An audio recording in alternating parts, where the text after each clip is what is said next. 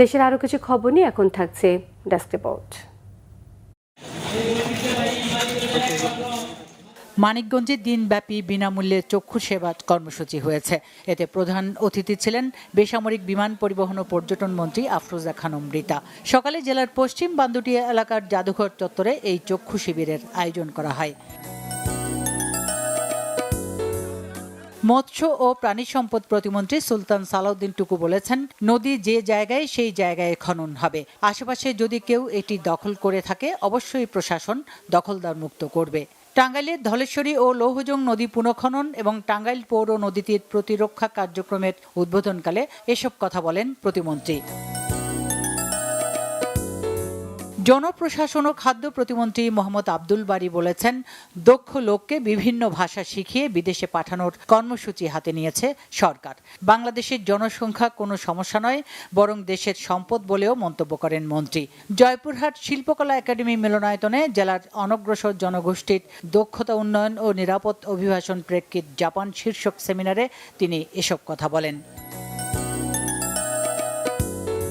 বিএনপির নাম পরিচয় ব্যবহার করে কেউ যদি মাদক ব্যবসা ও সেবন করে তাকে গ্রেফতার করা হবে বলে জানিয়েছেন ঢাকা ২ আসনের সংসদ সদস্য আমানুল্লাহ আমান।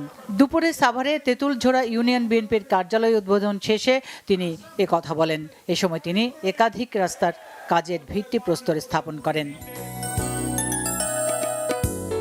ঝালকাঠির রাজাপুরে জলাবদ্ধতা নিরসন ও কৃষি সেচ ব্যবস্থা উন্নয়নের লক্ষ্যে ২টি খাল খননের কাজ উদ্বোধন করা হয়েছে। সকালে ঝালকাঠি ১ আসনের সংসদ সদস্য মোহাম্মদ রফিকুল ইসলাম জামাল প্রধান অতিথি হিসেবে এই খনন কাজের উদ্বোধন করেন। খাল ২টি খননে মোট ব্যয় ধরা হয়েছে ১,৩,০০,০০০ টাকা। রাঙ্গামাটির বরকল উপজেলার হরিণা বাজারের এক ব্যবসায়ীর কাছে চাঁদা দাবি ও সামাজিক যোগাযোগ মাধ্যমে অপপ্রচারের অভিযোগে প্রতিবাদ জানিয়েছেন স্থানীয় ব্যবসায়ীরা। জেলা শহরের বনরূপা এলাকায় আয়োজিত ব্যবসায়ীদের সংবাদ সম্মেলনে ভুক্তভোগী ব্যবসায়ী মোহাম্মদ মোজাম্মেল জানান, এই ঘটনায় চট্টগ্রাম সাইবার ট্রাইব্যুনালে মামলা হলে তা পিআইবিকে তদন্তের নির্দেশ দেওয়া হয়েছে। জাতীয়তাবাদী শ্রমিক দলের প্রতিষ্ঠাবার্ষিকী উপলক্ষে কুড়িগ্রামে মিলাদ মাহফিল, আলোচনা সভা ও শোভাযাত্রা হয়েছে।